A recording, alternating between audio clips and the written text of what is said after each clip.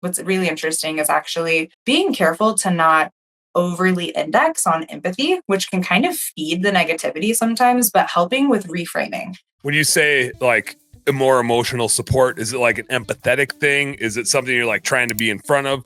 Are you sending them care packages? Like what does that look like in your world to like try to ease the tension? We just got to That's a great ask. So definitely a blend of things. So and definitely in prior roles, one of my former business partners was really good about like gifting was definitely her big love language. And that was something that I learned from her and saw the impact of how effective that was from building a lot of goodwill and, creating a lot of reciprocity and doing a great job of like making teams that are virtual and that are remotely based feel really connected.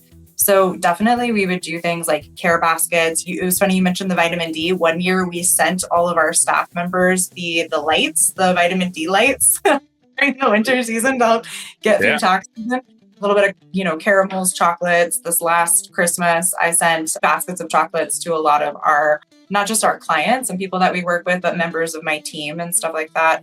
So I think that that's a big one. Finding some, culture building, like competition stuff, like cash prizes, parties that celebrate and look back on things, just those initiatives that again are like, that kind of stuff doesn't come super naturally to me. I've really had to learn that and incorporate it and adapt it over time. But when you see the impact of it and the leverage, I think that that's been a really big win.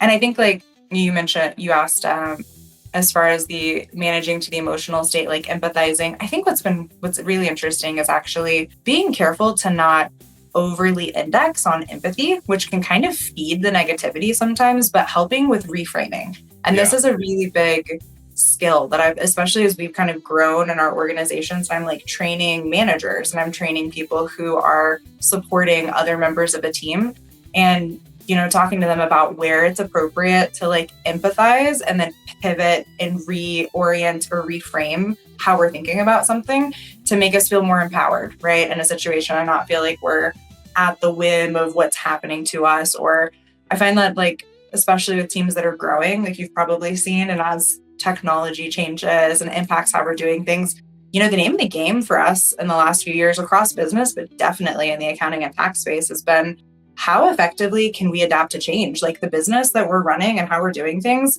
in 3 months is going to be very different.